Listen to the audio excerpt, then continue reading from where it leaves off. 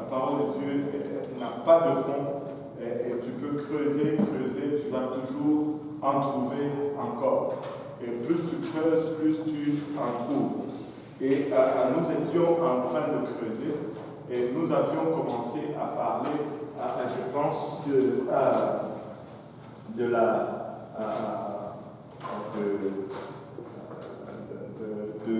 Noé. C'est ça, on parlait de Noé lundi passé, je pense. Oui, c'est ça. On va commencer à parler de Noé. Alléluia, content de voir le pasteur Serge.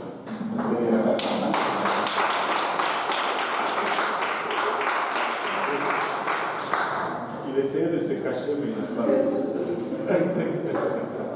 Alléluia.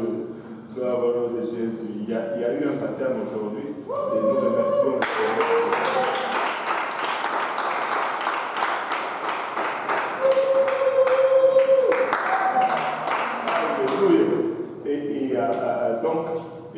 C'est ça. Nous avions commencé à parler de Noé et de ce qui caractérisait son temps. Nous avions commencé à voir comment il y avait... on a parlé de géants, c'est ça? Rafraîchissez-moi un peu parce que il y a eu tellement beaucoup de choses dans ma tête. J'étais sous stress intense. Et on avait lu, je pense, à Genèse chapitre 6, on a lu des 1 à 8, et c'est ça qu'on a développé. On a regardé un peu comment Noé avait construit son arche et comment il avait respecté les dimensions et que c'était important de respecter les dimensions. Et aujourd'hui, on va juste le prendre à partir de là. On va peut-être toucher certains points qu'on a touchés la dernière fois, mais on va essayer d'avancer. Donc, on va lire Genèse chapitre 6, encore une fois.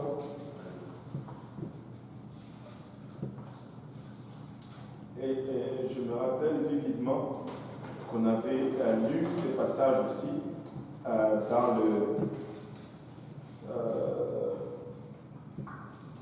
partir du verset 13 ou le verset 12 ou le verset 11. La terre était corrompue devant Dieu. Devant Dieu, la terre était pleine de violence. Dieu regarda la terre et voici, elle était corrompue, car toute chair avait corrompu sa voix sur la terre. Alors Dieu dit à Noé, la fin de toute chair est arrêtée par le verment, car ils ont rempli la terre de violence. Voici, je vais les détruire avec la terre. Fais-toi une arche de bois d'étoffait. Tu disposeras cette arche en cellule et tu l'enduiras de poids en dedans et en dehors. Voici comment tu la feras. L'arche aura 300 coudées de longueur, 50 coudées de largeur et 30 coudées de hauteur. Tu feras à l'arche une fenêtre que tu réduiras à une coudée en haut. Tu établiras une porte sur les côtés de l'arche et tu construiras un étage inférieur, un second et un troisième. Et moi, je vais faire venir le déluge d'eau sur la terre pour détruire toute chair ayant souffle de vie sous le ciel.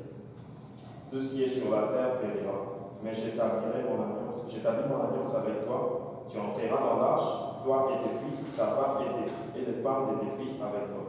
Et tout ce qui vit de toute chair, tu feras entrer dans l'arche 2 de chaque espèce pour les conserver en vie avec toi.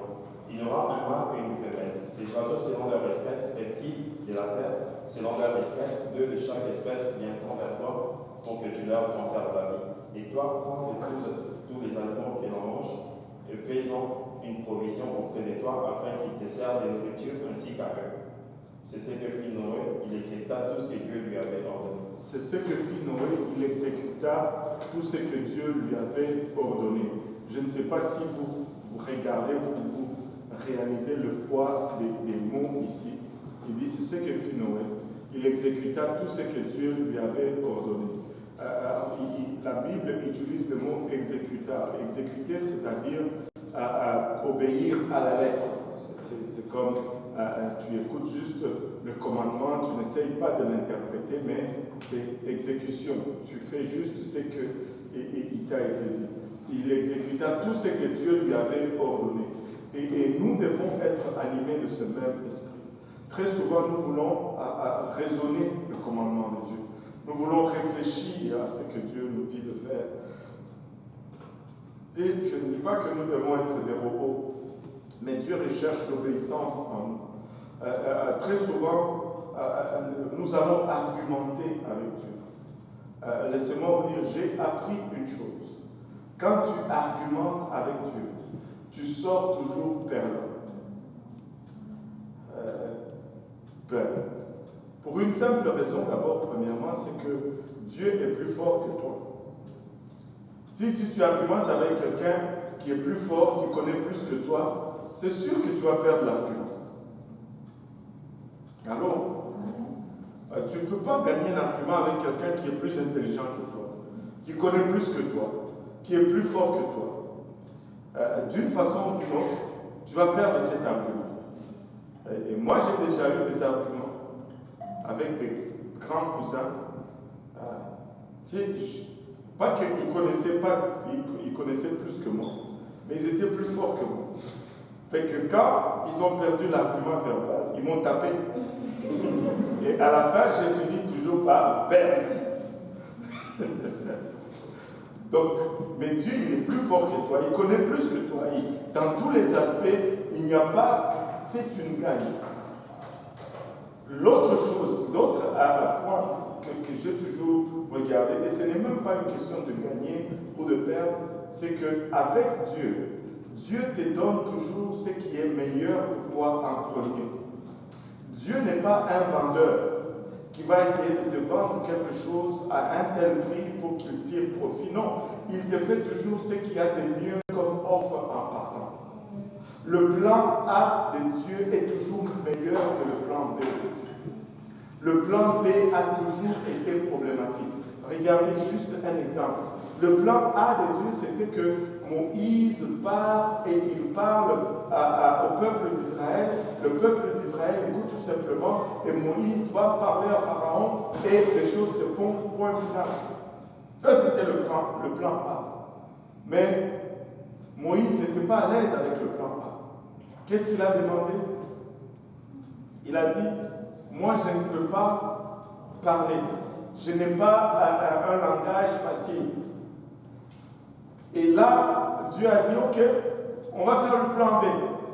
Le plan B, c'était Aaron. Et vous connaissez la suite. Qui a fait le veau d'or?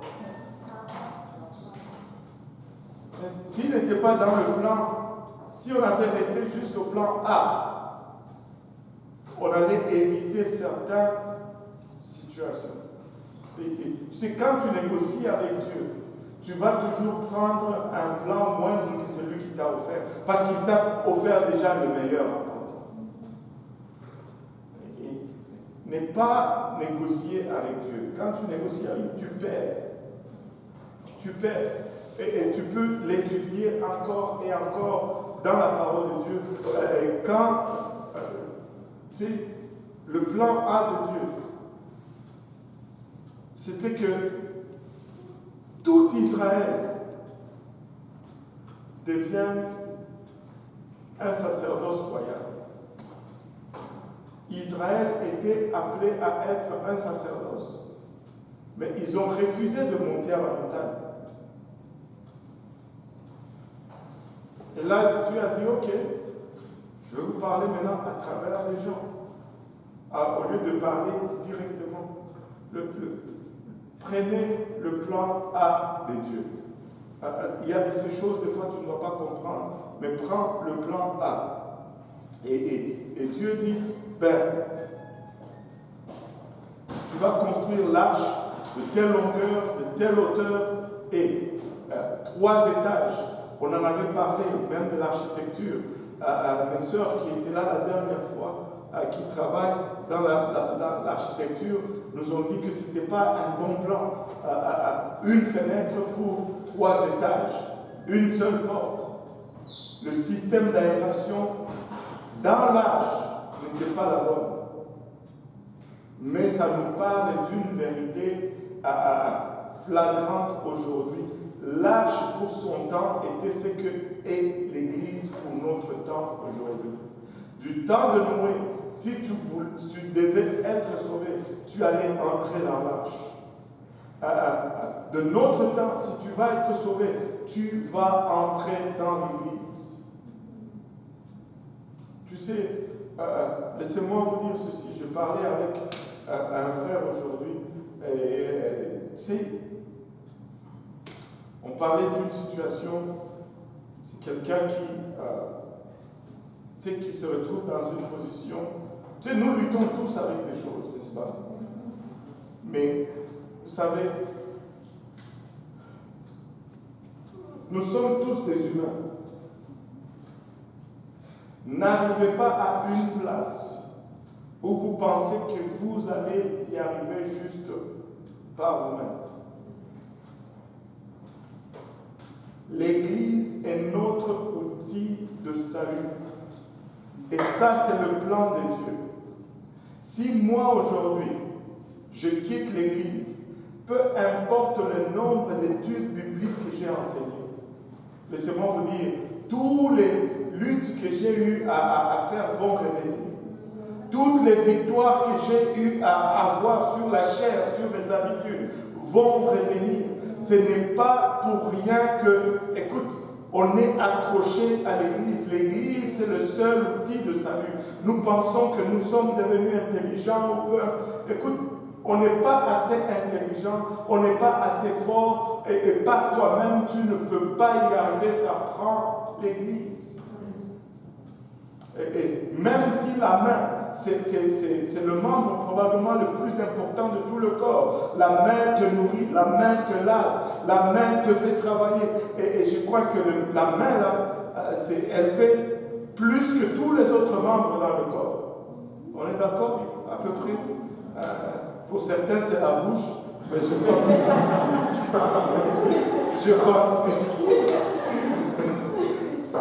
pense que quand même, on peut avoir la majorité pour la main. Amen. Ou pour les mains. Mais ces mains-ci qui font tellement pour le corps, écoute, si tu les coupes et que tu les détaches du corps, tu les laisses seuls, laisse-moi te dire, les mains vont pourrir. Coupe les mains, mets-les dans un tiroir, ça va pourrir. Même si tu les mets au frigo, ça va détériorer. Ça ne va plus être bon, n'a rien. Le corps, par contre, il va s'adapter. Le corps va apprendre à faire sans les mains. Est-ce que ça va être facile comme lorsque les mains étaient là? Non, ça va être probablement un peu plus difficile. Ça va être probablement avec un peu plus de défis. Mais laissez-moi vous dire ceci, le corps va s'en sortir éventuellement. Tu quittes l'église, tu penses que l'église va sombrer. L'église va toujours s'en sortir. Cette église est bâtie sur le rocher et les portes de l'enfer ne prévaudront point contre elle. L'église ne dépend pas de moi, l'église ne dépend pas de toi. Même si moi j'ai parqué, j'ai rétrogradé, j'ai tombé, cette église va continuer. Même si tu pars, cette église va continuer. Mais là où toi tu vas, tu n'as aucune garantie que tu vas t'en sortir. Ça, c'est le plan de Dieu. Je ne dis pas ça pour vous faire peur. N'est-ce pas? Mais j'ai dit ça juste pour dire la vérité. Et c'est tout. Mais regardez, j'ai besoin de l'Église. Le plan A de Dieu. Et Noé a construit l'arche. Et nous avons vu comment l'arche a commencé à flotter. L'arche a commencé à flotter. Et regardons, il ne pleut pas encore. L'arche est encore sur terre, ok? Allons dans Genèse 7. Et j'aime bien ce passage. L'arche est finie de construire. Moi, je crois fermement que nous sommes dans cette période dans le calendrier de Dieu. L'arche est déjà finie de construire. L'Église est pleinement restaurée. Et regardez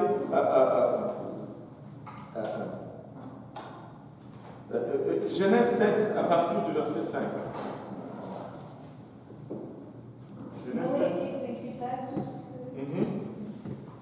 Noé exécuta tout ce que l'Éternel lui avait ordonné. Noé avait 600 ans lorsque le déluge d'eau fut sur la terre. Et Noé monta dans l'arche avec ses filles, sa femme et les femmes de ses fils pour échapper aux eaux du déluge.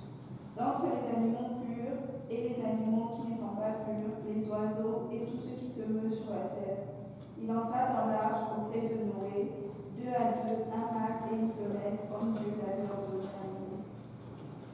8 jours après, les eaux du déluge furent sur la terre. L'an 600 de la vie de Noé, le second mois, le 17e jour du mois. En ce jour-là, toutes les sources du grand abîme jaillirent et les écluses des cieux s'ouvrirent. La pluie tomba sur la terre 40 jours et 40 nuits. Ce même jour, entrèrent dans l'arche Noé, Sem, Cham, Japheth, fils de Noé, la femme de Noé et les 3 femmes de ses fils avec eux. Eux et tous les animaux selon leurs espèces, tout le bétail selon son espèce, tous les reptiles qui rampent sur la terre selon leurs espèces, tous les oiseaux selon leurs espèces, tous les petits oiseaux, tout ce qui a des ailes. Ils entrèrent dans l'arche auprès de Noé, 2 à 2 de toute chair ayant souffle de vie. Il en entra mâle et femelle de toute chair, comme Dieu l'avait ordonné à Noé. Puis l'Éternel ferma la porte sur lui. Et l'Éternel ferma la porte sur lui. Regardez ceci. L'arche est finie de construire. Et un beau matin, les animaux commencent à venir 2 à 2. L'éléphant qui vient, il rentre. C'est comme ça l'éléphant. À peu près, presque. Les lions qui rentrent. Non, ça c'est la vache. Ça c'est la vache. Mais là, on va commencer à rire.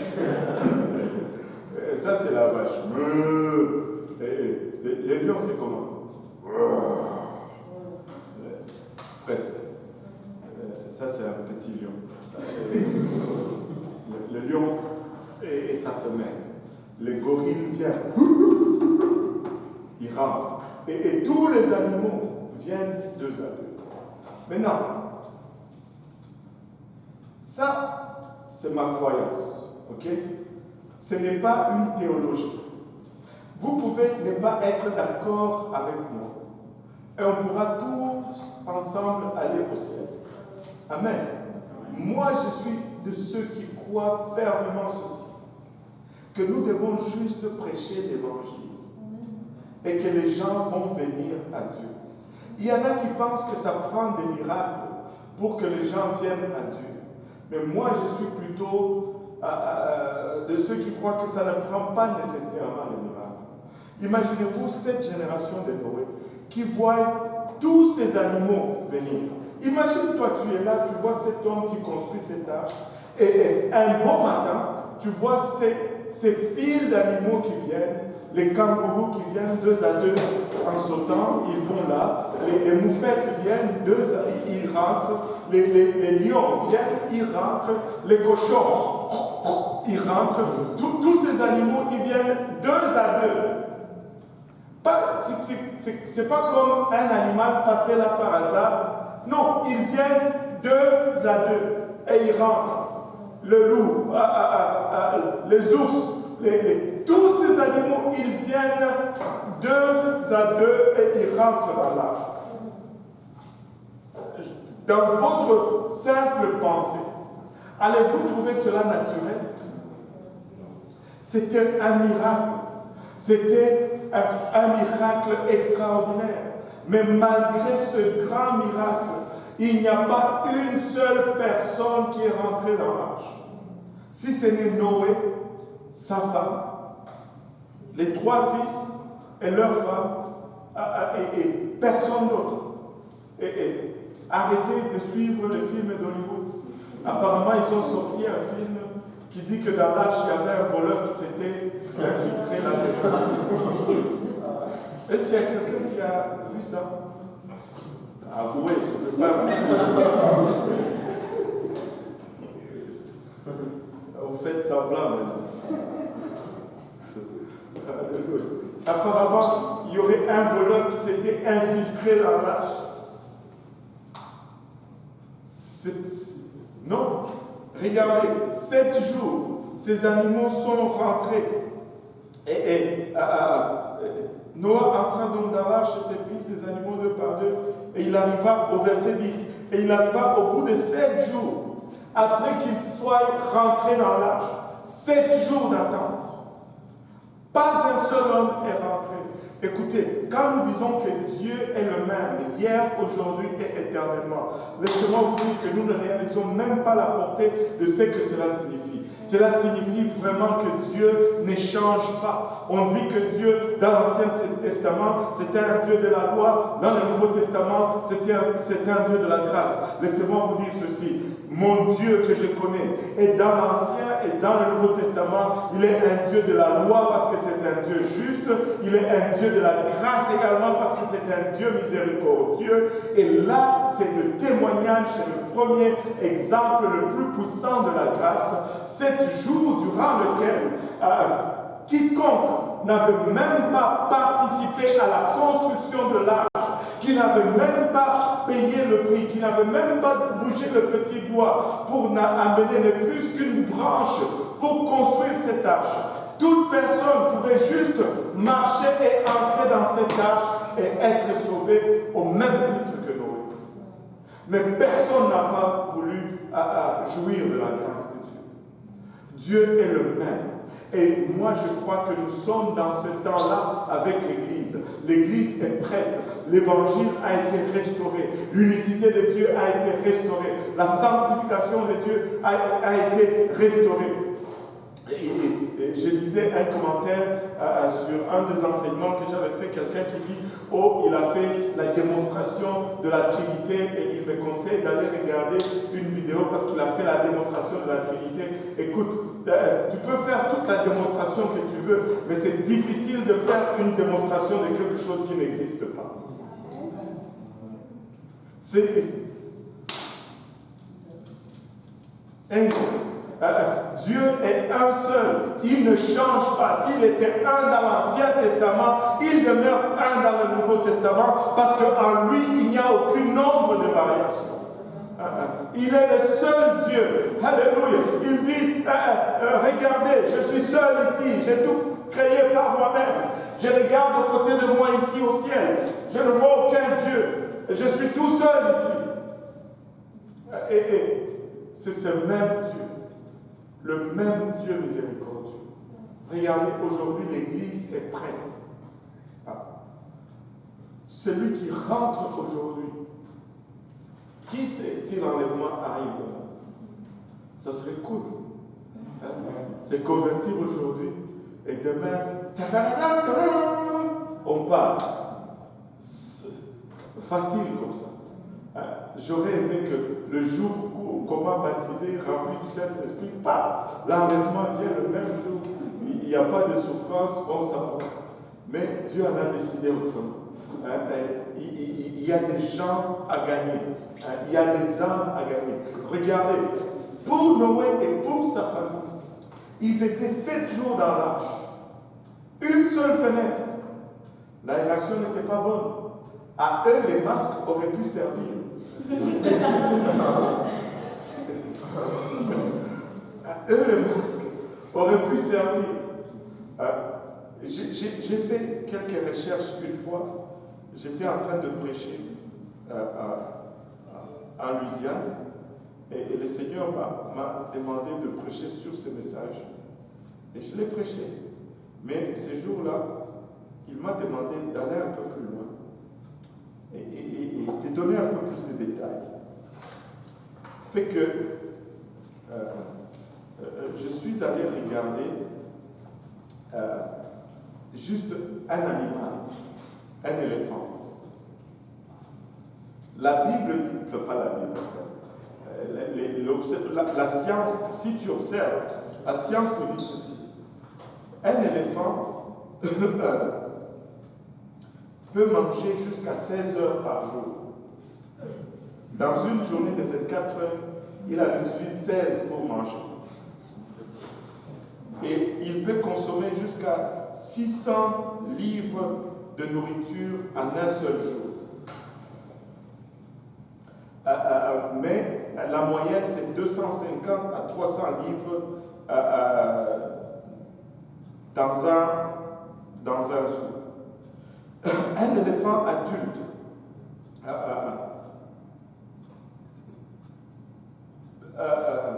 peut manger un éléphant adulte mange jusqu'à 29 000 kilos de grains et jusqu'à 27 000 kilos d'herbes ou de haies par année. Il boit à peu près 25 à 50 gallons par jour d'eau, ce qui est 100 à 200 litres par jour d'eau. Mais le problème avec lui, c'est que son système digestif n'est pas efficace. C'est pourquoi il doit manger autant. Son système digestif n'utilise que 50% de ce qu'il mange pour alimenter son corps. Ce qui veut dire que 50% du reste va sortir comme excrément. Tu vois? Et donc, ce qui nous conduit à ces résultats. Un éléphant va dégager les excréments. On va dire aller aux toilettes. Un éléphant va aller aux toilettes 12 à 15 fois par jour. Et il va produire entre 220 et 250 livres de matière fécale par jour. Ça fait beaucoup de caca. Imaginez-vous, il y en avait 2 dans l'âge. Donc, juste l'éléphant, c'est 500 livres de caca par jour dans l'âge. Ça, c'est juste l'éléphant. On ne parle pas des autres animaux. Ils auraient pu utiliser des masques dans l'âge. Une seule fenêtre, une seule porte et la porte fermée. Le système d'aération n'est pas top là. C'était désagréable dans l'âge. Ce n'était pas confortable. Les chèvres, je ne sais pas si est-ce qu'il y en a déjà qui ont été proches d'un élevage de chèvres. Ça sent très. Ça sent mauvais. Et la chèvre, en plus, elle ne s'arrête même pas pour dégager. Elle marche et ça sort de dégager. Vous n'avez pas vu des chèvres, c'est vrai, c'est comme ça. La chèvre, elle continue son chemin. Ça sort, ça sort, ça sort. Ce n'était pas une place agréable dans l'âge. Pas du tout. Mais laissez-moi vous dire ceci. C'était la seule place sécure sur toute la face de la terre en ce temps-là.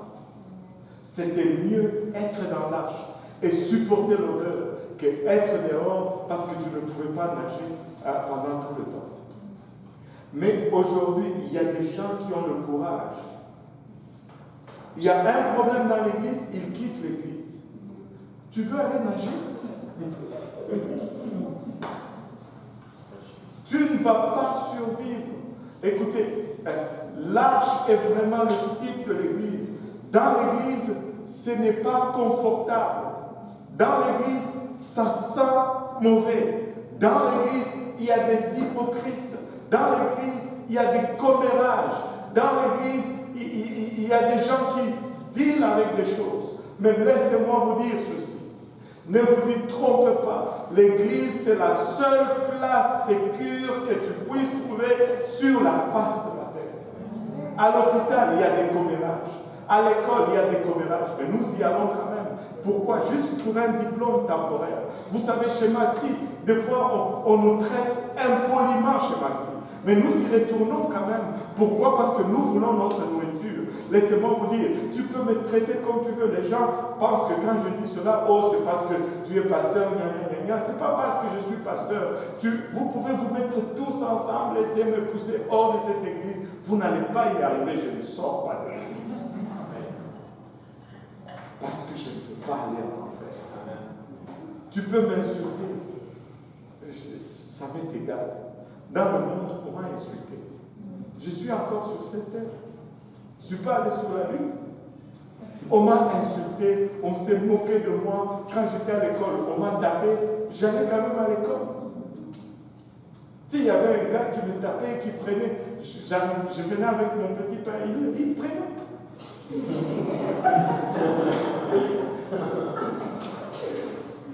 J'allais quand même à l'école.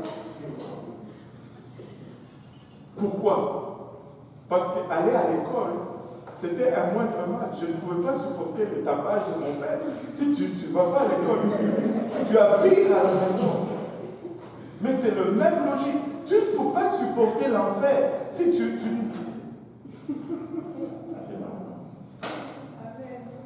c'est comme des fois on ne fait pas le calcul. Faisons le bon calcul. Moi je veux. Aïe, aïe, aïe. Je vais vous endurer pour ne pas endurer l'enfer. Amen. Écoutez,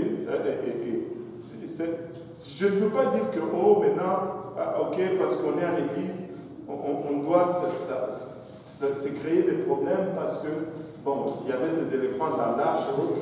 Non, ce n'est pas ce que je dis. Ce que je veux dire, c'est ceci. Personne n'est parfait. Même toi-même qui veux quitter, combien de problèmes tu as causé aux autres déjà? Si tu veux aller retournons dans Noé. Toi, tu veux quitter aussi.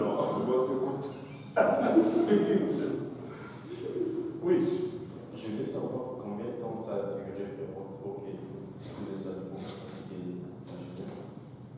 puissent entrer dans l'arche. Parce que je vois verset 10, ça dit 7 jours après le déluge furent sur la terre. Oui, c'est 7 jours après qu'ils furent entrés. Parce que si tu lis 2 par 2 mâles et femelles, verset 9, entrèrent Noé dans l'arche, comme Dieu l'avait commandé à Noé, et il arriva au bout de 7 jours. Donc après l'entrée, ils sont restés dans l'entrée. Peut-être que l'entrée a pris 1 jour ou 2 jours. Je ne sais pas. Peut-être ça a pris 3 jours. Il n'y a pas vraiment de détails qui nous disent combien de temps les animaux ont pris pour rentrer. Mais quand ils sont rentrés, Noé et ses enfants sont rentrés, ils ont commencé à attendre. 1 jour, pas de pluie. Hein? Donc ça va durer des années. Non. Il a péché durant des années. Ouais. La construction de l'arche a duré des années. Et pendant qu'il construisait, il prêchait pendant des années. Presque 100 ans, selon la plupart des théologiens. La construction de l'arche a pris 100 ans. Et durant le temps qu'il construisait, il prêchait. Mais après, quand il est entré dans l'arche, c'est fini. Voilà. Maintenant, il entre dans l'arche. 1 jour passe. Pas de pluie. 2e jour, Noé sort un peu, il met la main dehors, pas une goutte sur ses mains. 3e jour, Noé commence à se demander, est-ce que j'ai vraiment entendu de la part de Dieu? 4e jour, ses enfants commencent à lui dire, papa, tu es sûr vraiment que Dieu t'avait dit? 5e jour, là les femmes commencent à parler.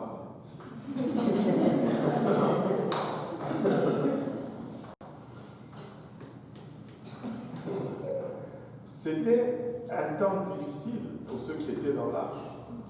7 jours d'attente, sans que rien n'arrive. 7 jours durant lesquels ils étaient en train d'attendre. Et ça peut sembler un temps difficile. c'est pas que ça semble, c'est un temps difficile pour ceux qui sont dans l'âge. Mais regardez, c'était un temps de grâce pour ceux qui sont à l'extérieur. C'est un jour de plus. Peut-être qu'une seule personne pouvait entrer dans l'âge. Et des fois, nous qui avons reçu déjà l'évangile, nous passons à travers de moments difficiles. Peut-être que c'est la maladie. Peut-être que ce sont les circonstances financières. Peut-être que ce sont les tribulations familiales. Peut-être que c'est le Covid-19. Et là, tu regardes autour, tu dis, Seigneur, si tu pouvais revenir même aujourd'hui et mettre un terme à tout ceci. Mais laisse-moi te dire ceci. Si Dieu ne revient pas aujourd'hui, c'est parce qu'il y a quelqu'un d'autre qui l'aime autant qu'il t'aime, toi, et pour lequel il est mort, qu'il est en train d'attendre peut-être que cette personne va venir à l'église avant que l'église ne monte. Des fois, c'est difficile pour nous. Mais nous pouvons nous consoler que c'est une opportunité pour les autres.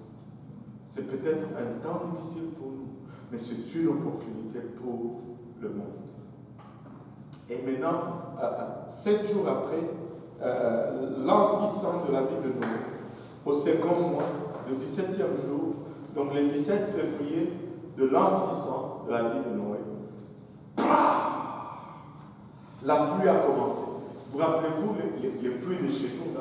Ici, la pluie là, ils ne connaissent pas. Tu peux même voir. Il commence à pleuvoir, les gens marchent.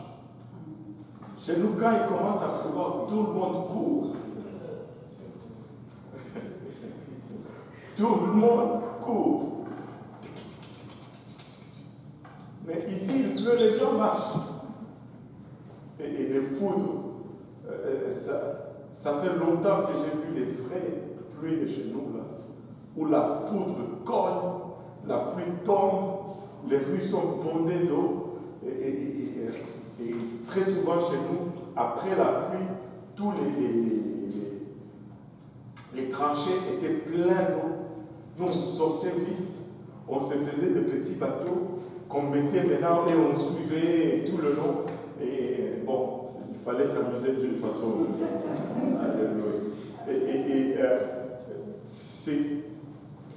Mais ça, c'était plus que ça. Il a commencé à pleuvoir. Non seulement il pleuvait d'en haut, mais il pleuvait aussi d'en bas. La Bible nous dit que les abîmes se sont ouverts et l'eau jaillissait de la terre. Et l'eau tombait d'en haut, l'eau montait d'en bas. Et pendant 40 jours et 40 nuits, c'était comme ça. Et tu pouvais... avant qu'on aille plus loin, regardez ceci.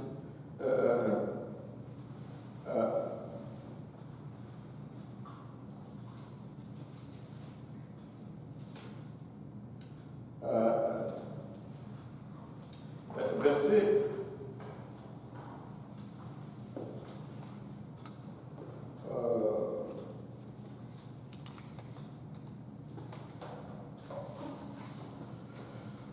bon, j'ai perdu le verset.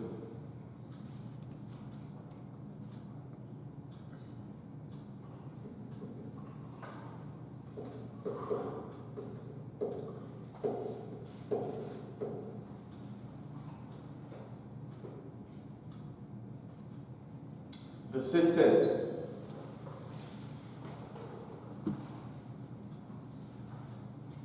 Il enflamme les femelles de toute chair dont Dieu l'avait ordonné à Noé. Et l'Éternel ferma la porte sur lui. L'Éternel ferma la porte sur lui. C'est Dieu qui a fermé la porte de l'âge. Ce n'était pas moi. C'est Dieu qui a déterminé le temps que c'était fini. Et c'est Dieu qui va déterminer aussi le temps que l'Église va fermer ses portes. Mais du temps que Dieu n'a pas fermé les portes de l'Église, ne fermons pas nous les portes de l'Église. Mais laissez-moi vous dire ceci. Une fois que Dieu avait fermé, c'était fini. C'est peut-être juste mon imagination, mais je suis sûr que je ne suis pas loin de la réalité. Quand ça a commencé à pleuvoir, moi je crois que tous ceux qui étaient dans les proximités ont accouru vers l'arche. Ils ont réalisé que Noé n'était pas si fou finalement. Ils sont arrivés là, mais c'était trop tard. Ils ont frappé sûrement sur cette porte. Noé, ouvre-nous, ouvre-nous. Mais personne n'est entré. La porte n'a pas été ouverte. Moi, je suis sûr qu'il y avait même des mamans désespérées avec leurs enfants qui pouvaient même dire, Noé, je sais que moi j'ai péché, mais mon fils est innocent. Prends-moi mon fils, laisse-moi payer. Mais même cela n'a pas pu fonctionner en ce jour-là. Je n'ai pas vu un seul bébé passer par la fenêtre de l'arche.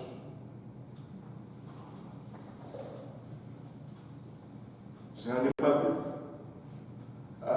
Est-ce qu'il n'y en avait pas? Oh que si. Il y en avait. Oh que si. Il y en avait. Mais une fois la porte fermée, c'était fini. Maintenant, c'est le moment d'entrer dans l'arche. Maintenant, c'est le moment de se mettre en ordre.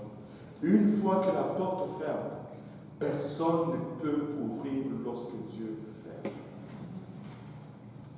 Et malgré les cris, malgré l'angoisse, malgré la détresse qui pouvait retentir dehors, Noé et ses fils ne pouvaient absolument rien faire. Et ce n'était pas de la méchanceté. Ce n'était pas de la méchanceté.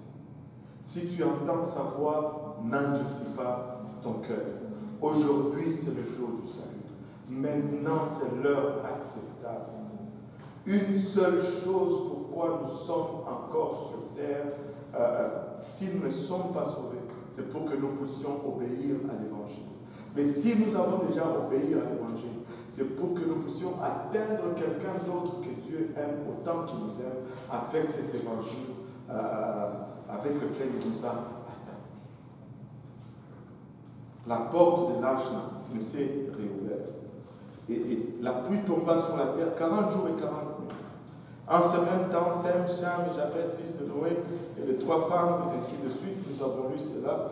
Et le déluge fit 40 jours sur la terre, et les eaux crurent et soulevèrent l'arche, au verset 17, et elle s'éleva de dessus la terre. Et les eaux grossirent et crurent fort sur la terre, et l'arche flottait à la surface des eaux, et les eaux grossirent prodigieusement sur la terre, et tous les hautes montagnes qui sont sous tous les cieux furent couvertes. Même le mont Everest était sous l'eau. Tu pouvais aller à la montagne la plus élevée. Tu allais couler. Tu pouvais monter au-dessus de ce grand arbre qui est au-dessus de la montagne la plus élevée. Tu allais quand même couler. Écoutez, tu ne peux pas nager pendant 40 jours. À un moment, tu te fatigues et tu coules. Même le nageur les plus forts, il ne pouvait pas survivre. Et les eaux s'élevèrent de 15 coudées au-dessus et les montagnes furent couvertes. Et toute chair qui se mouvait sur la terre expira, tant des oiseaux que du bétail, des animaux et de tous les reptiles qui se traînent sur la terre et tous les hommes. Alléluia. Tout ce qui avait souffle de vie dans ses narines et tout ce qui était sur la terre ferme mourut. Tous les êtres qui étaient sur la face de la terre furent exterminés, depuis les hommes jusqu'aux bêtes, jusqu'aux reptiles, jusqu'aux oiseaux des cieux, et ils furent exterminés de dessus la terre. Il ne resta que Noé et ceux qui étaient avec lui dans l'arche, et les eaux furent grosses sur la terre pendant 150 jours. 150 jours, tous sont morts. Tous ceux qui respiraient sont morts. Oui. Une question. Oui. Pourquoi Dieu a fait bénir même les bêtes qui se révèlent sur les péchés? Ils étaient tous corrompus. Le principe est celui-ci. L'homme, et on peut même l'observer dans la nature. Je ne suis pas allé trop là-dedans. L'homme Quand Dieu a créé toute la nature, il a établi l'homme comme étant maître sur toute la nature, n'est-ce pas? Mais dès que l'homme a été corrompu, toute la nature a été corrompue. Le lion n'a jamais péché, mais les lions mangent les humains aujourd'hui. Pourquoi? Parce que quand la tête est corrompue, le reste devient corrompu. Quand je parlais de bébés tout à l'heure, les enfants sont couverts par la justice de leurs parents ou l'injustice de leurs parents, jusqu'à ce qu'ils arrivent à l'âge de la compréhension. C'est dans le même principe. On l'observe dans la nature, l'homme seul, parce que quand l'homme pêche, il cède toute la nature sous l'autorité du diable. Et le diable a tout. Et c'est pourquoi, comme chef de famille, tiens-toi solide. Alléluia. Tiens-toi solide. Les hommes disent, je suis le chef de la maison. Ouais, mais occupe la place. Bats-toi, protège. C'est pas juste chef. Oh, voici. Non, c'est pas ça. C'est pas ça. C'est vraiment dans ce sens-ci que quand la tête est corrompue, c'est fini.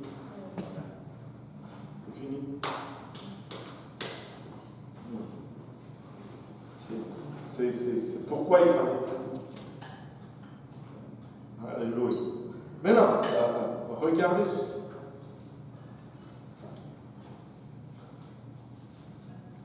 Noé est dans l'arche.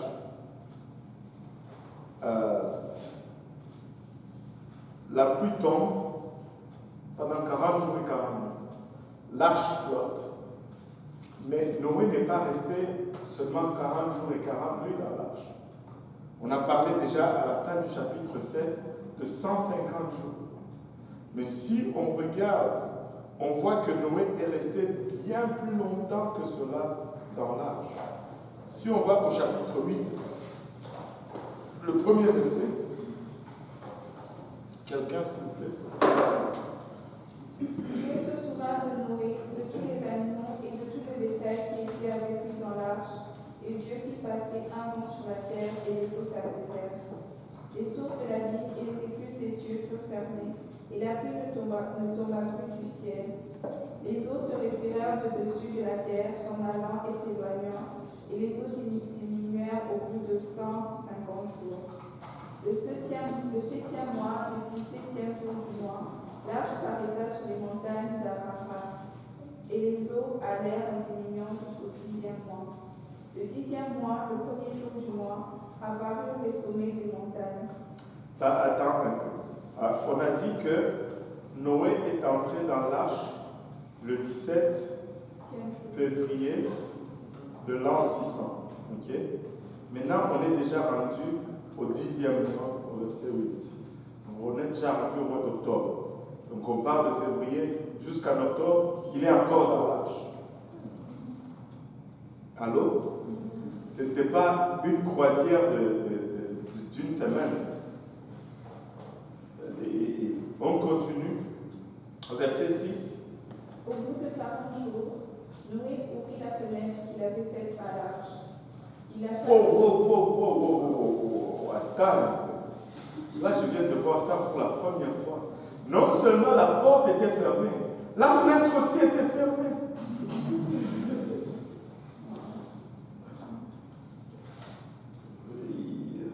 Anyway, c'est tout ce que je vais dire là-dessus. On continue. Il lâcha le corbeau qui sortit, partant et revenant jusqu'à ce que les eaux eussent séché sur la terre. Maintenant, il y a plusieurs qui vont dire que le corbeau n'est pas revenu parce que c'est un rapace. Donc, il a vu tous ces cadavres qui étaient là et c'était un festin pour lui. Donc, il n'avait pas besoin de retourner à l'arche. Je ne suis pas très sûr de cette version. Et je vais vous dire pourquoi. Parce que le déluge a commencé depuis le mois de février. Là, on est déjà rendu au mois d'octobre. S'il y a quelque chose qui devait pourrir, ça a eu le temps de se décomposer complètement. Enfin, ça c'est juste moi. Et mes idées un peu éparpillées. Bon, c'est peut-être qu'il y avait encore des cadavres qui flottaient ça et là. Mais je ne sais pas. C'est juste une opinion. Puis, il lâcha la colombe, verset 8. Il lâcha aussi la colombe pour voir si les eaux avaient diminué à la surface de la terre.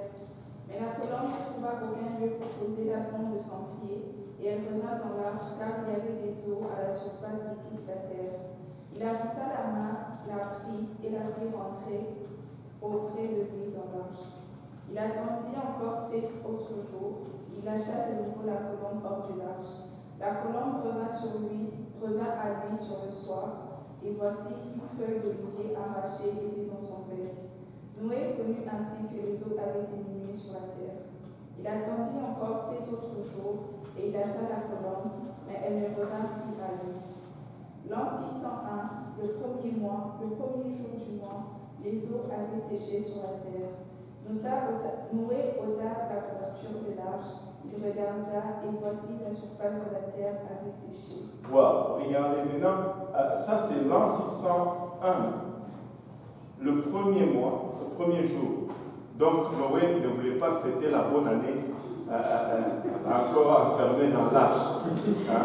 Il a dit, on a passé du temps ici, mais la bonne année, on va fêter ça. Donc le 1er janvier de l'an 601, il a enlevé le toit de l'arche. Et là, c'est la première fois qu'il regarde maintenant au dehors et il voit tout est sec. Waouh! Et on est déjà au 1er janvier l'an 601. Et maintenant, et il n'est pas encore sorti. Hein. Il a juste enlevé le toit, mais il y a encore là dedans. Verset 14. Le second mois, le 27e jour du mois, la terre fut sèche. Alors Dieu parla à Noé en disant, sors de l'arche, toi et ta femme, tes fils et les femmes de tes fils avec toi. Bon, regardez, le 27 février de l'an 601, c'est là que Noé sort. Il a commencé à pleuvoir le 17 février. S'il a commencé à pleuvoir le 17 février et que Noé a fait 7 jours dans l'arche avant qu'il ne pleuve, c'est qu'il est entré le 10 février. Amen. Donc il est entré le 10 février. 7 jours après le 17, la pluie a commencé à tomber. Et il a fait 1 an là-dedans. C'est le 27 février qu'il est sorti de là, 1 an après. Il a fait 1 an et 17 jours dans l'arche. 1 an et 17 jours dans l'arche. Le 27e jour du second mois de l'an 601, c'est là où Dieu lui dit, sors maintenant de l'arche, toi, ta femme et tes fils et les femmes de tes fils avec toi. Et là, ils sortent pour la première fois après 1 an et 17 jours. Parle de confinement. Nous, on a été confinés pendant quelques mois. On commençait à devenir fous ici. Et leur confinement, c'était 1 an et 17 jours. 1 an et 17 jours. Pas de visite chez Walmart. 1 an et 17 jours. Pas de Simons.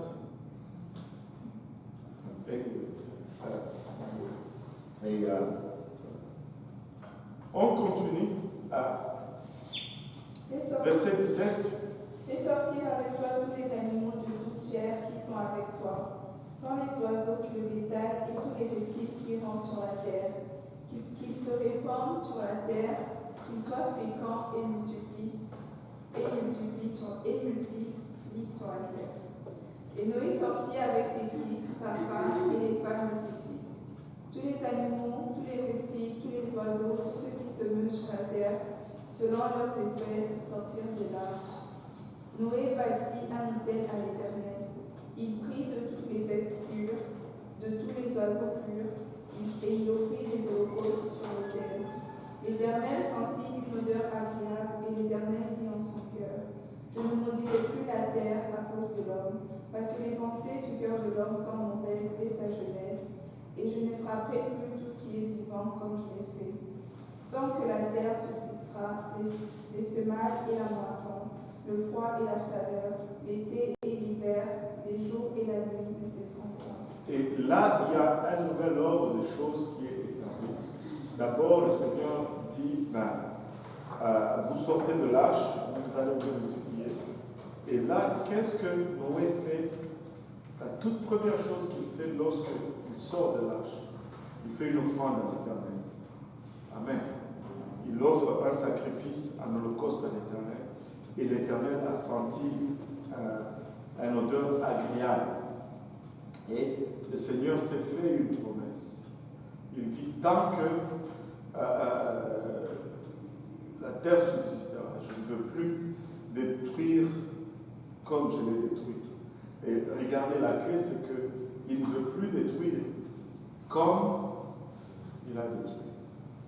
Il va détruire différemment, pas de la même façon.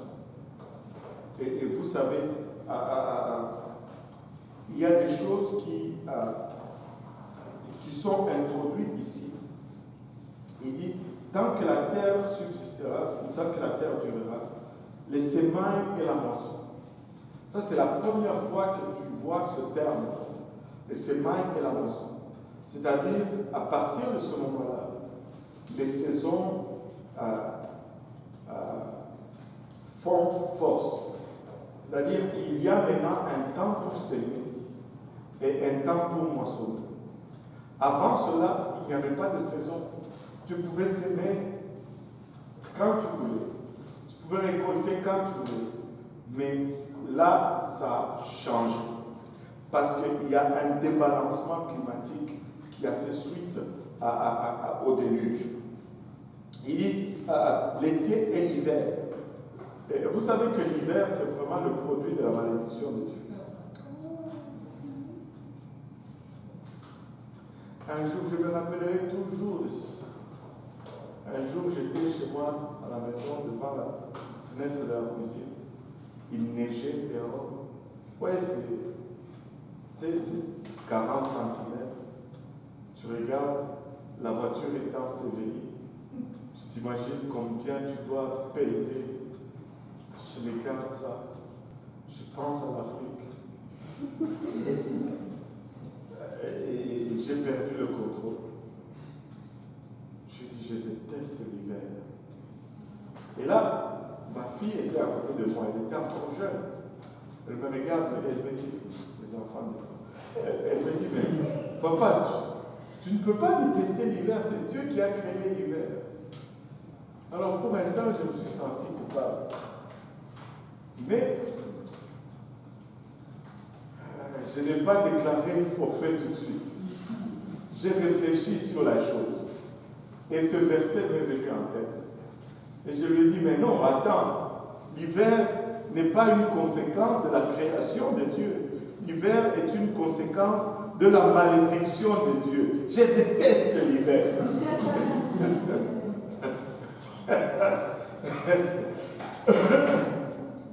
Et il n'y avait pas d'hiver. Pouvez-vous vous imaginer? Il n'y en avait pas. On était bien. Sans hiver au Canada. C'était la pelouse tout au long de l'année. Il fallait cacher ça. En tout cas. Ces choses ont été mentionnées pour la première fois. Le froid et le chaud. Il n'y avait pas de saison. Avant le déluge, la température de la terre était constante partout à cause de cette couche d'eau qui faisait un effet de serre autour de la terre. Quand tu es dans un cerf, la température est la même. Et l'effet de serre aussi,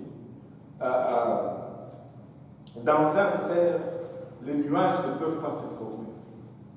Savez-vous pourquoi? parce qu'il n'y a pas de différence de température. Donc le déluge n'était pas le produit des nuages. C'était cette couche d'eau qui, au début, quand on lit dans le livre de Genèse, Dieu sépara les eaux d'au-dessus avec les eaux d'au-dessous. Et il y avait une couche d'eau autour de la terre qui a créé un effet de serre. Et cette première pluie, c'est cette couche d'eau qui est finalement tombée en forme de pluie sur la terre. Et ce qui a causé tout cet débalancement climatique. Et maintenant, on est. C'est l'effet de serre n'est plus là. On est dans les conditions dans lesquelles nous sommes. Maintenant, on peut avancer encore un peu. On a encore un peu de temps. Regardons, j'aime le chapitre 9. Regardez le chapitre 9. Est-ce qu'on peut lire le chapitre 9 à partir du premier verset? Dieu bénit Noé et ses fils. Il leur dit: soyez féconds, multipliez et remplissez la terre. Voilà, bon. La toute première chose, c'est que Dieu bénit Noé et lui dit: soyez féconds, multipliez-vous et remplissez la terre. Ça devrait sonner une alarme dans notre tête. Techniquement, c'est comme c'était au début. La même chose, presque les mêmes mots, mot à mot, sont répétés, les mêmes choses qu'on a lues dans Genèse 1. Et cela est une forte indication d'un nouveau commencement. C'est comme si Dieu nous donne une autre chance, un nouveau début. Et là, Dieu bénit Noé et ses fils et leur dit: soyez féconds, multipliez et remplissez la terre. La même chose qu'il avait dit à Adam, la même chose qu'il redit à Noé.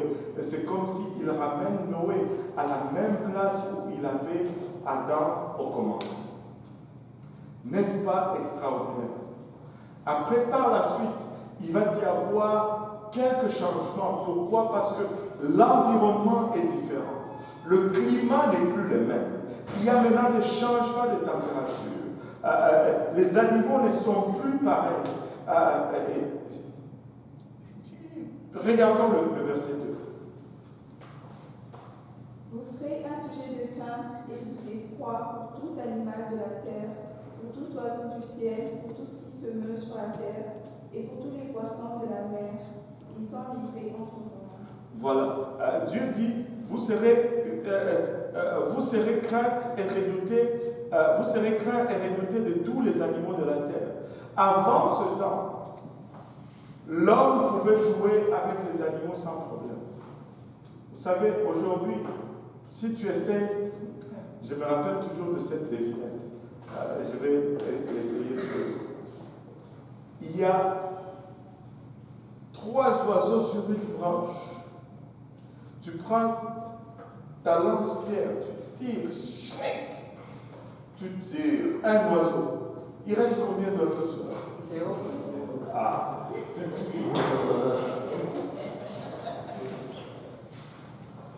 Cette blague.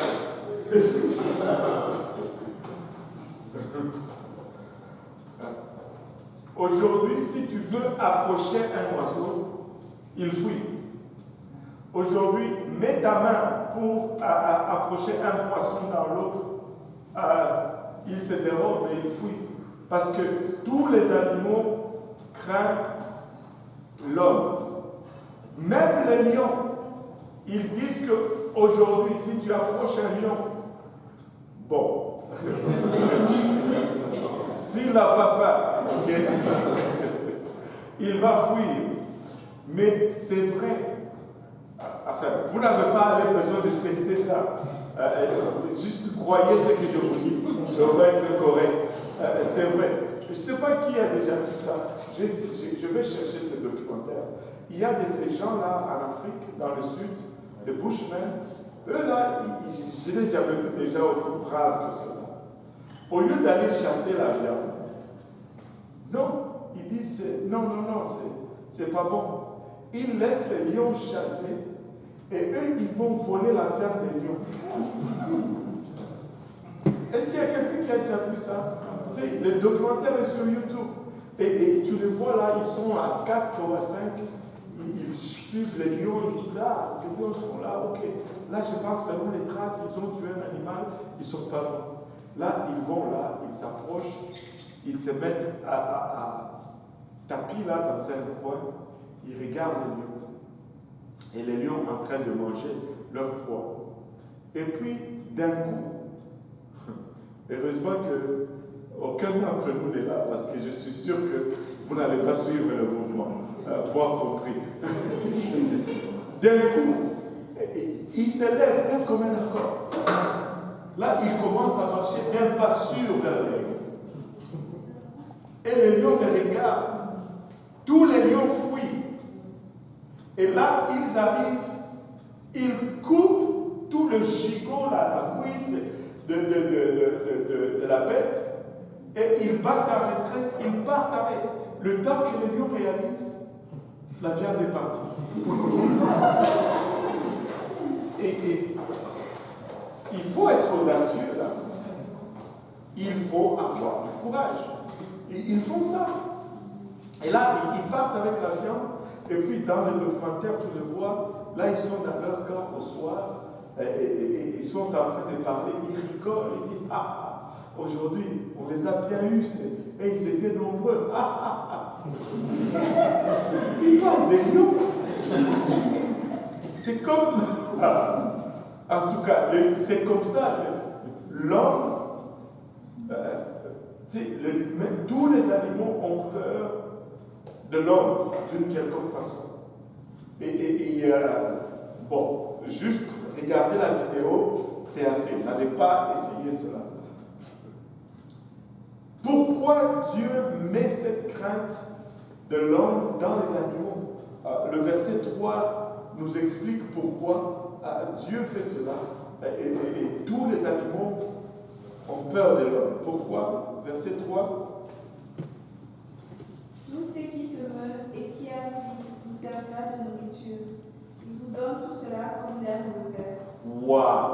Dieu s'est dit maintenant, tous ces animaux, toutes ces choses, je vous les donne à manger. Écoutez, je connais les vertus de la salade. Je connais les vertus des légumes et de toutes ces choses. Mais Dieu m'a permis de manger la viande. Okay? Et Dieu connaît mieux que toi. Laissez-moi manger ma viande. Je mange beaucoup de salade, mais ne m'enlevez pas ma viande. Je vais la manger, la salade, mais laissez ma viande tranquille. Oh, végétarien, c'est bon, si tu veux le faire. Voici, c'est bon. Mais laissez-moi ma viande, laissez-moi mon poisson, s'il vous plaît. Dieu dit tous ceux qui se meuvent et qui arrivent. Tu vois? Dieu dit quoi? Tous ceux qui ça c'est la vache. Ça c'est le steak. Ça c'est le steak. Il n'y a pas une viande comme le steak.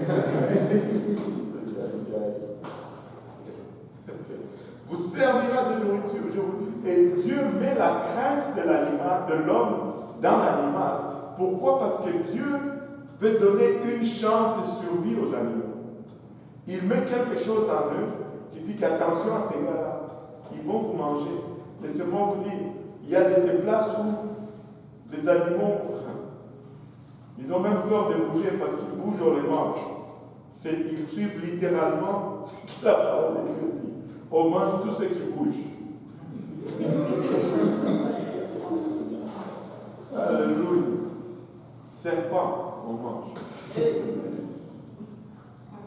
C'est une bonne viande.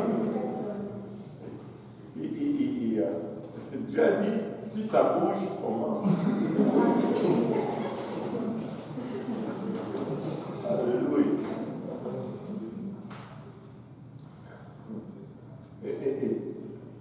Imaginez-vous que les animaux n'avaient pas peur de nous. Il m'est arrivé à 2 reprises, en allant chez le frère Yannick, de voir dans le bois là des chevreuils. Est-ce qu'il y en a qui ont déjà vu des chevreuils là, proche des chevreuils, il y a un petit bois. Il y a des chevreuils qui passent. Imaginez-vous, les chevreuils n'ont pas peur de l'homme. Je le vois passer. J'arrête en voiture. Guili, guili, guili, guili. Il vient tout content. J'ouvre la portière arrière et là-bas, je ferme et je bats. Je l'amène chez moi. Je le fais monter dans la maison. Je l'amène 3 en haut dans la salle de bain. Et je demande à mes enfants de m'amener le plus gros couteau. C'est fini. Il n'y aura plus de chevreuils et un petit bois à côté des chevreuils. Mais, parce qu'ils nous fuient, il faut qu'on court après pour le rattraper. Amen. Et là, Dieu nous donne la viande à manger comme nourriture.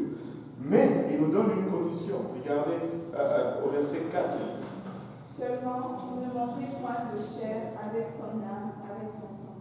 Seulement, il ne faut pas manger la viande avec son sang. Qu'est-ce que cela veut dire? Tu égorges la viande. Cela ne veut pas dire qu'une fois on m'a déjà posé cette question. Pasteur, est-ce que cela veut dire que je ne peux pas manger un steak saignant? Non, tu peux manger ton steak saignant. Mais bon, c'est pas très santé, le steak saignant. Fais-le au moins médium. Mais ça veut dire que la vache doit être égorgée et le sang sort.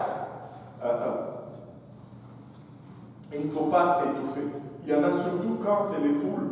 Il y en a qui prennent une poule et ils tordent seulement les coups. Non, il faut égorger. C'est mieux. C'est ce que la parole de Dieu demande. Tu égorges, le sang sort, et là tu peux manger la viande, parce que quand le sang sort, l'âme quitte. Et là tu peux manger cette viande. Elle est très bonne après ça. Et donc, l'homme commence à manger la viande, et regardez le verset 5, très important. Verset 5 et verset 6.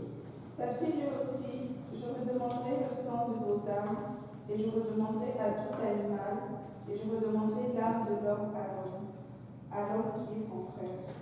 Si quelqu'un verse le sang de l'homme, par l'homme son sang sera versé, car Dieu a fait l'homme à son image. Waouh! Il dit, je redemanderai votre sang, le sang de vos âmes, je le redemanderai de tout animal, et je le redemanderai à l'âme de l'homme, de la main de l'homme, de la main de son frère. Et celui qui reprendra le sang de l'homme, par l'homme, son sang sera aussi répandu. Ici, c'est l'établissement de la peine capitale. Les gens disent, oh, si tu es chrétien, tu ne dois pas être pour la peine capitale. C'est tellement un faux argument qui ne tient pas debout, en fait. Et Dieu dit ceci. Quand un homme, plutôt, il commence même par l'animal. Si un animal tue un homme, au fait, cet animal-là, on ne doit pas le manger. On doit le tuer, et puis on brûle sa chair, tout simplement. Presque regardez dans toutes les coutumes, dans toutes les traditions, quand un animal tuait un enfant ou un homme, on tuait aussi cet animal. Et on ne mangeait pas la chair de cet animal. Est-ce qu'il y en a qui savent cela? Dans leur tradition chez vous, il y en a qui n'ont aucune notion de culture de Jésus. Il faut en connaître un tout petit peu. Et tu sais que c'était pareil même ici en Occident. Quand un animal tuait un homme, cet animal était aussi tué.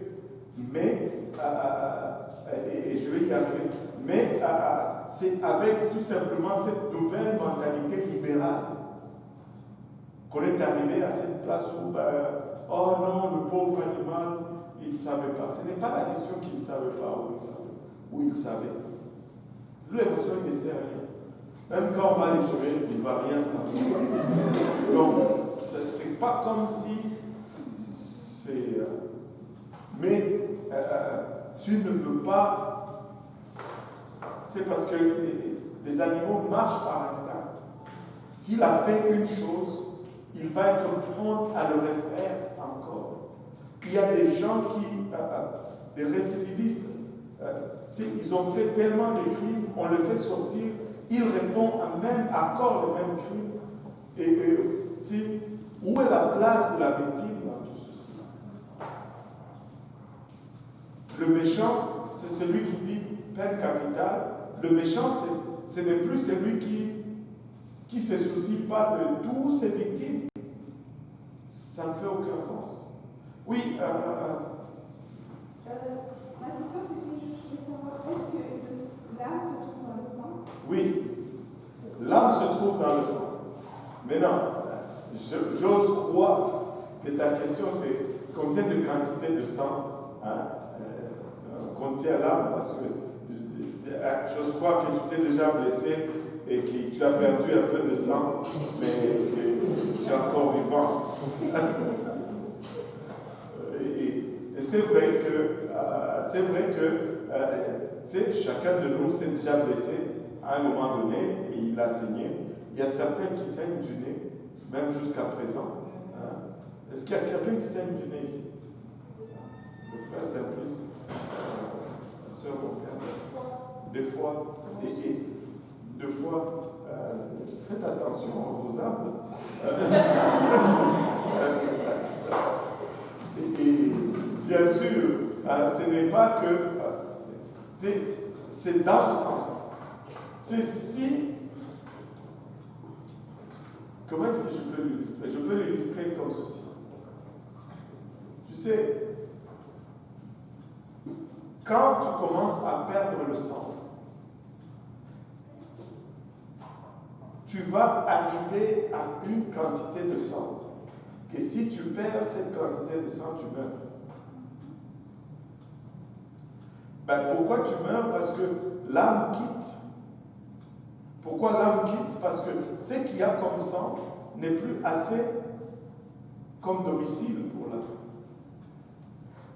Ce n'est pas que si je perds 2 gouttes de sang, qu'il y a 2 gouttes de mon âme là-dedans. Non. C'est que ça prend une quantité de sang pour que l'âme puisse résider en nous. Et si cette quantité de sang nous quitte, ce n'est plus assez et l'âme nous quitte. Quand l'âme nous quitte, nous mourons. Oui. Si quelqu'un meurt, admettons, quelqu'un se réveille et puis meurt, il a toujours son sang. Ça veut dire qu'il a toujours son âme à quelque chose. Non. L'âme peut sortir pour d'autres raisons. Je vais te donner un exemple. Le sang, c'est comme la maison. Tu sais, si on détruit ma maison, je ne peux plus l'habiter. Amen. Mais je peux quitter ma maison sans que ma maison ne soit détruite.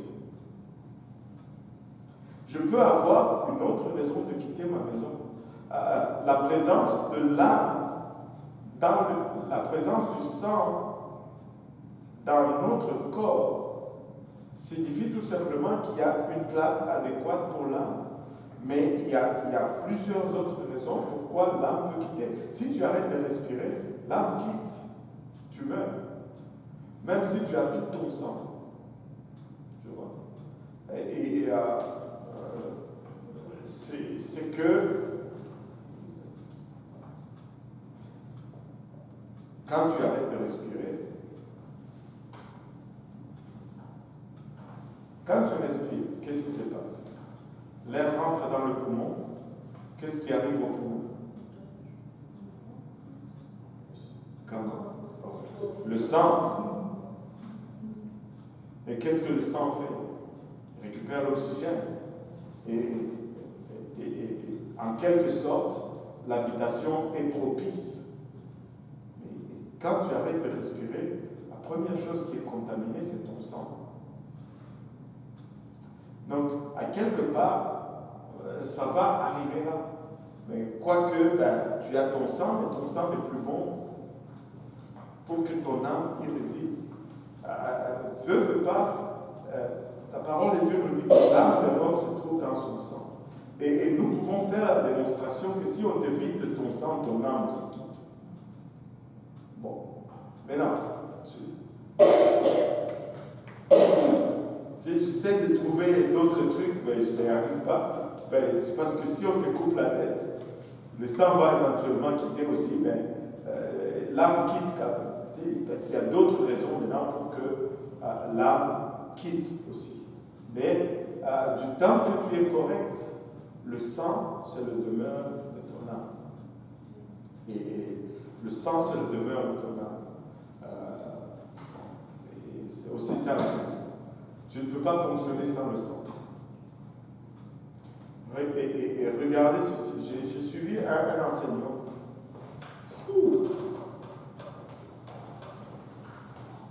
De tous les organes vitaux dans l'être humain, tous sont fixes à un endroit particulier.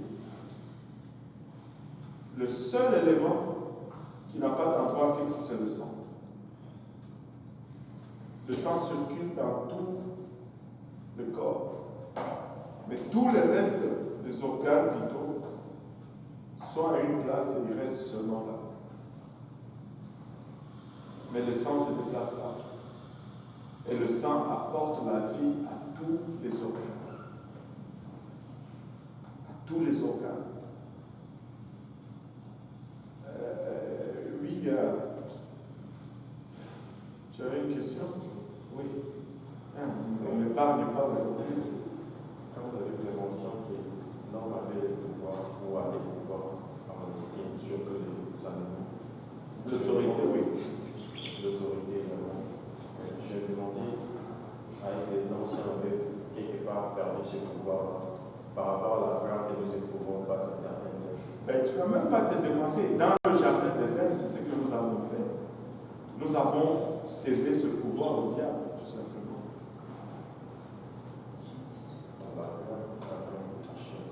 Pardon? Ouais, ça vient de là.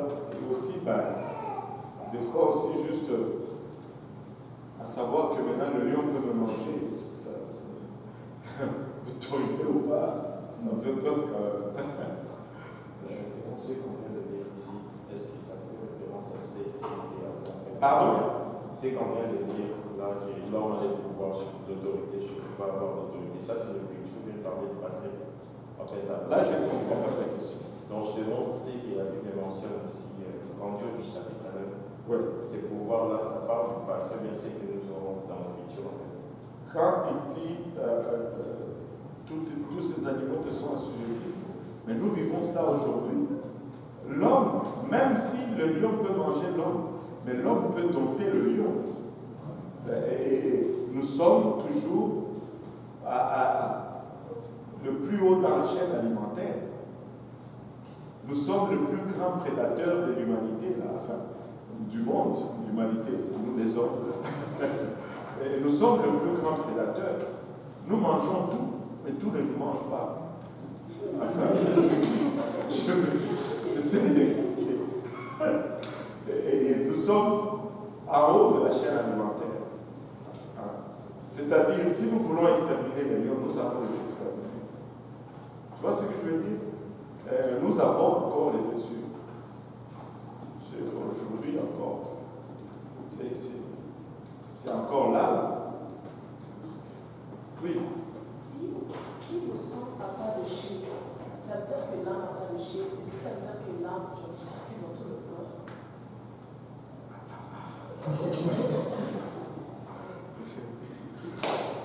Parce que là, tu as dit, en fait, tu as d'abord établi deux vérités qu'on peut vérifier encore. Bon, tu as dit si le sang n'a pas de chair, ok? Ça veut dire que l'âme n'a pas de chair. Ça, on peut débattre là-dessus. Parce que l'âme, laissez-moi vous dire ceci, pour moi, l'âme, c'est la partie la plus difficile à comprendre dans l'homme, dans la nature humaine. Parce que l'âme, pendant que nous vivons, c'est une chose. Mais l'âme, après notre mort, c'est autre chose. Parce que avant, pendant que nous vivons, l'âme, c'est immatériel, ce n'est pas matériel. En fait, pour que tu vives dans le sang, c'est immatériel. Mais quand on meurt, l'âme devient matérielle. Parce que tu lis dans le livre de Luc que le riche est dans le feu, mais que c'est son âme qui est dans le feu, dans le tourment. Et parce que quand tu meurs, tu n'as plus de corps charnel. Allô? Quand tu meurs, tu n'as plus de corps charnel. Ton enveloppe extérieure qu'on voit, c'est ton âme. Et pourtant, il dit que mets une goutte d'eau sur ma langue. Quelle langue? Parce que il a laissé sa langue dans la tombe. Sa langue se décompose dans la tombe. Mais c'est son âme. On dirait que l'âme prend maintenant ta forme physique quand tu es mort. C'est la meilleure des compréhensions que je puisse avoir de l'âme. Je n'en connais pas plus. Et c'est le peu que j'ai comme connaissance sur l'âme. On dirait que quand nous sommes vivants, la chair a le dessus et l'âme est immatérielle. Mais quand on meurt, la chair n'est plus, parce que, tu sais, quand tu meurs, ta chair, on l'enterre, ça reste dans le cercueil. Là. On est d'accord là-dessus. Ce qui va dans le feu, ce n'est pas ton corps. Ton corps est là dans la tombe. Il ne disparaît pas là. C'est ton âme qui va au ciel ou à l'enfer. Pour nous, on espère au ciel. Mais pour les pécheurs, c'est. Amen. Donc, oui, l'âme n'a pas de chef. Et oui, l'âme a une forme, éventuellement, dépendamment de quand. Alléluia. Et c'est ça. Donc, regardons ceci. Waouh. On va essayer de conclure ça. Hein?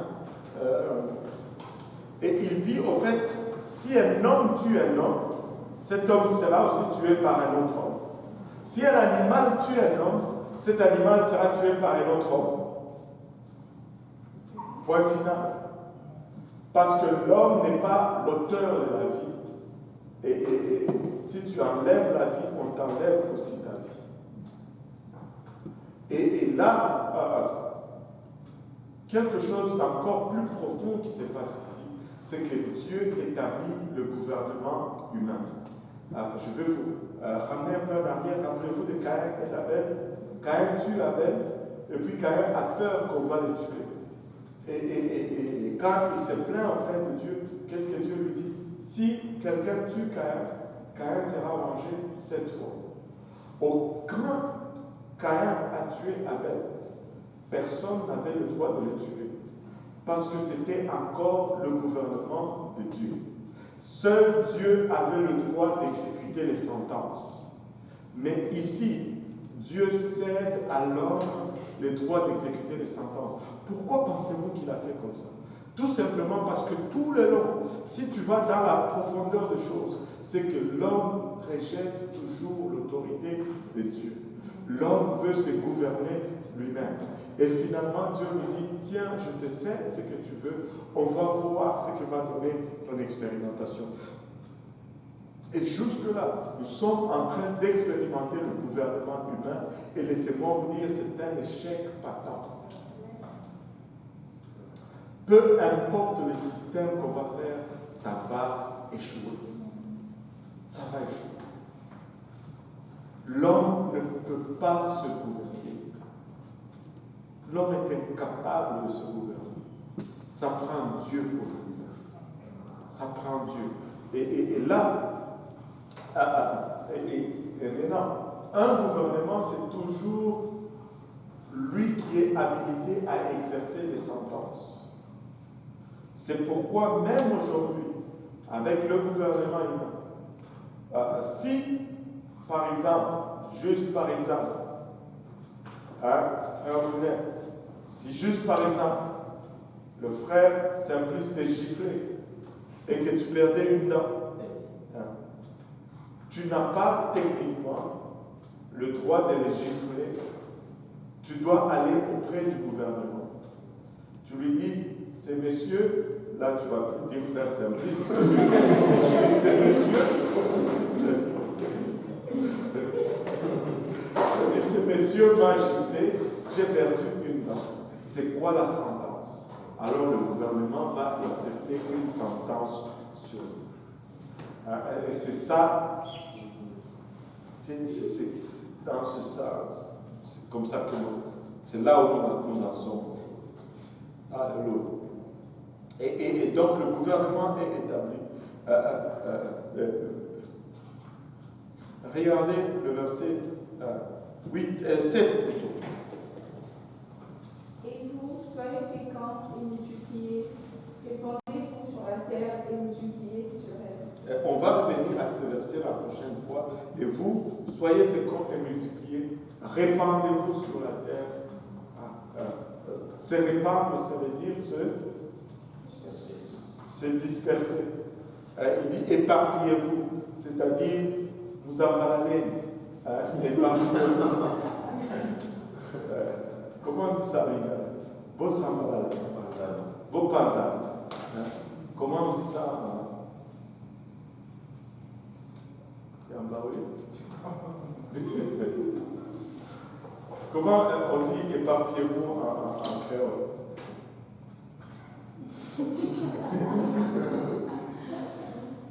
Nous pas qu'un monde créole. Dia.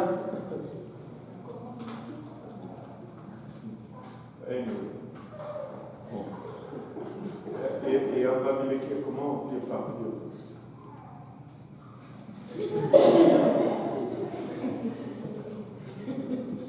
Ne nous dites pas n'importe quoi, c'est enregistré. On va vérifier après.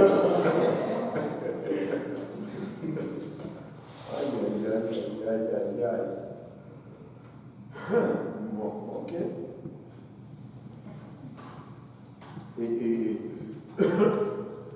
Et on continue. Dieu parla encore à Noé et à ses fils avec lui en disant, voici j'établis mon alliance avec vous et avec votre postérité après vous, avec tous les êtres vivants qui sont avec vous, tant les oiseaux du bétail et tous les animaux de la terre, soit tous ceux qui sont sortis de l'arche, soit avec tous les animaux de la terre. J'établis mon alliance avec vous. Aucune chair ne sera plus exterminée par les eaux du déluge. Aucune chair ne sera plus exterminée par les eaux du déluge. Il dit, je ne peux plus exterminer comme ça. Je peux le faire différemment, mais pas comme ça. Continue. Et il n'y aura plus de déluge pour détruire la terre. Et Dieu dit, c'est ici le signe de l'alliance que j'établis entre moi et vous, et tous les êtres vivants qui sont avec vous pour une génération à toujours. J'ai placé mon arc dans la nuit et il servira de signe d'alliance entre moi et la terre.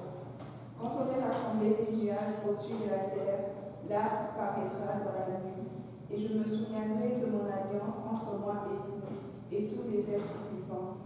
De toute chair, et les eaux ne deviendront plus un déluge pour détruire toute chair. L'arc sera dans la nuit, et je le regarderai pour me souvenir de l'alliance perpétuelle entre Dieu et tous les êtres vivants de toute chair qui est sur la terre. Et Dieu dit à Noé, tel est le signe de l'alliance que j'établis entre moi et toute chair qui est sur la terre. L'homme a l'art de pervertir les choses. Même les meilleures choses que Dieu nous donne, l'homme va tourner toujours cela pour pervertir cela. Et juste demeurer dans le mal. Vous savez, l'arc ancien, c'est le signe de Dieu que si l'homme fait le mal et que Dieu est à la place où il veut le détruire, mais il ne va pas utiliser l'eau pour le détruire. il va utiliser autre chose. Mais aujourd'hui, les homosexuels ont pris l'arc de l'alliance comme leur symbole. Et leur idée, c'est ceci. Puisque Dieu a dit que même si on fait le mal, il ne va pas détruire la terre. Donc, on peut faire le mal en brandissant cet arc. Comme ça, on va échapper au jugement de Dieu. C'est tellement tordu comme raisonnement. Ce n'est pas pour cela que l'arc ancien a été donné. Ce n'est pas pour que nous puissions indulger dans le péché. C'est pour que nous puissions nous rappeler de la grâce de Dieu et que nous puissions nous repentir de nos voies pécheresses. Pas pour que nous puissions demeurer dans le péché. Et aujourd'hui, l'arc ancien est devenu comme le symbole de l'homosexualité. Encore une fois, l'homme perverti, c'est que Dieu lui donne. Quel contraste et ça ne fait aucun sens. Ça ne fait alors aucun sens. Frères et sœurs, nous devons demeurer dans le voie du Seigneur. Nous devons chercher à être agréables à Dieu. Par tout le moyen, nous devons chercher à marcher dans ses voies. Et là, on va laisser un peu Noé. Là, ils sont sortis de l'arche. L'environnement est différent. Il y a un changement, un bouleversement climatique. Il y a certains animaux qui ne vont pas pouvoir survivre dans ce contexte nouveau. L'alimentation est changée, l'atmosphère est changée. Il y a certains animaux qui ne vont pas survivre. La plupart des dinosaures ne vont même pas arriver à s'en sortir. Et c'est comme ça qu'on a vu l'extinction de certains types ou de certaines races d'animaux. Mais Noé est dans un autre contexte. Noé est dans un autre environnement. Et c'est là où maintenant il doit survivre. Et je vais vous laisser avec une petite anecdote. J'étais une fois dans un mariage. Ici, pas loin, ici, là, il y a une église, une salle de réception quelque part. Et là, j'étais à côté d'une jeune dame qui était hindoue. Là, elle me parlait de la vertu de la religion hindoue. Et du fait que, eux, ils ne mangent pas la viande, ils sont végétariens. Et elle me dit, ça prend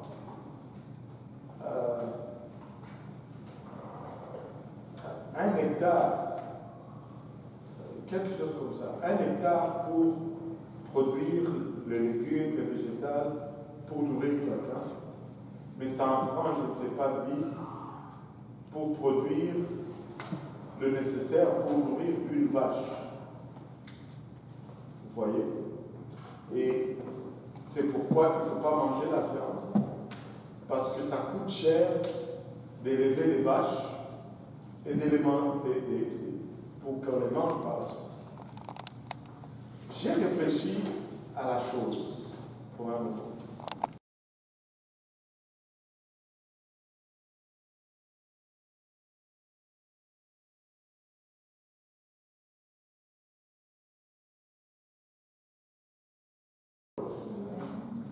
Donc, si nous, on arrêtait de manger les vaches et qu'on commençait à manger la nourriture des vaches, et nous, et les vaches, il y aura une grande compétition pour la nourriture.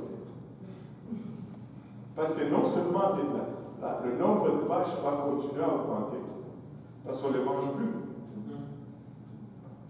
Et nous, je dis au moins, la vache mange de l'herbe Et moi, je mange la vache. Et donc, ça s'équilibre comme ça. Je lui dis, ton idée serait correcte si on était dans un monde parfait. Mais le monde aujourd'hui est déséquilibré. Le monde est déchu, la nature est déchue. On ne peut pas tous manger de l'herbe. Il n'y en aura pas pour tout le monde. Dieu ne s'est pas trompé en nous demandant de manger du poisson, de manger un peu de la viande. Ça équilibre les choses.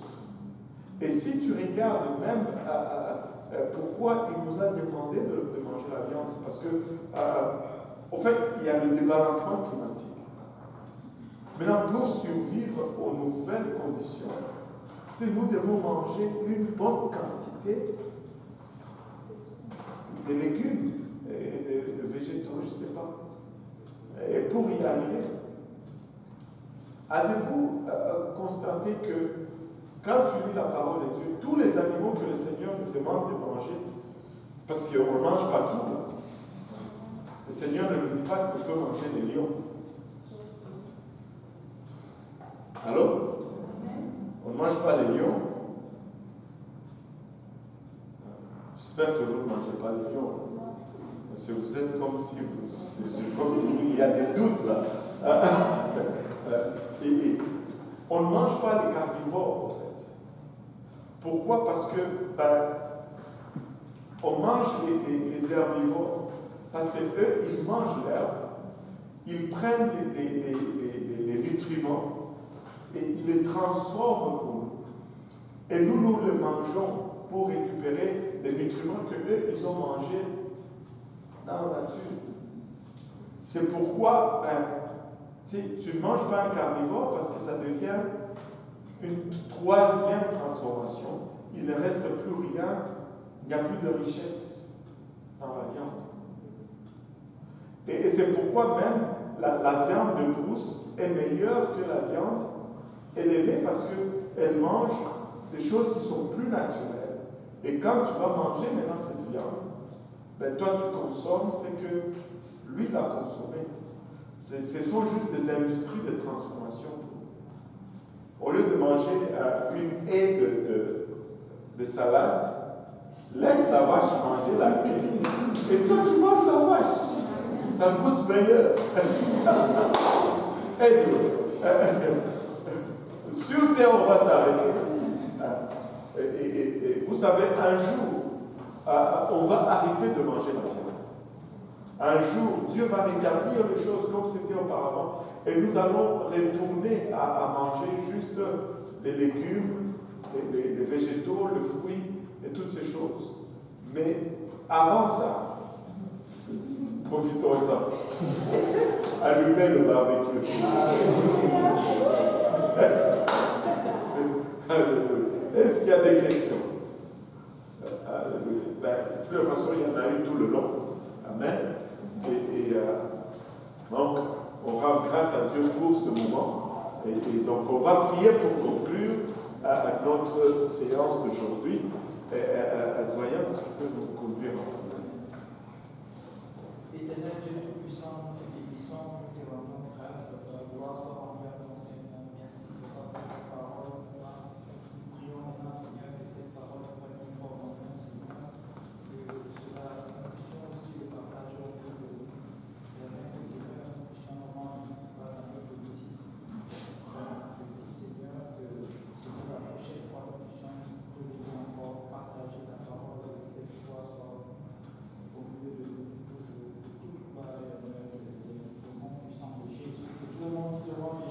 Au nom de Jésus, alléluia. Pour nous battre nos mains pour le Seigneur.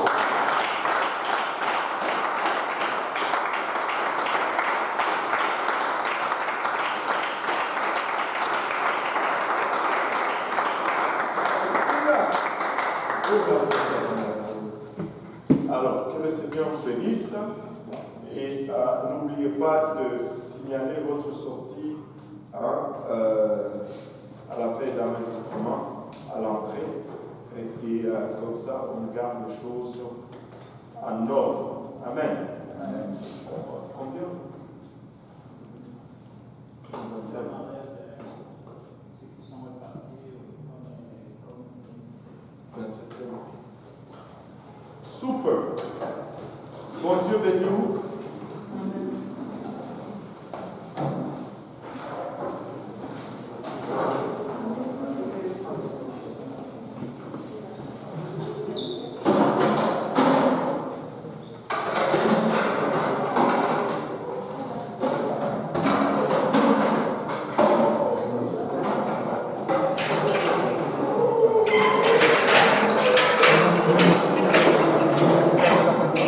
Prochaine décision de Marie.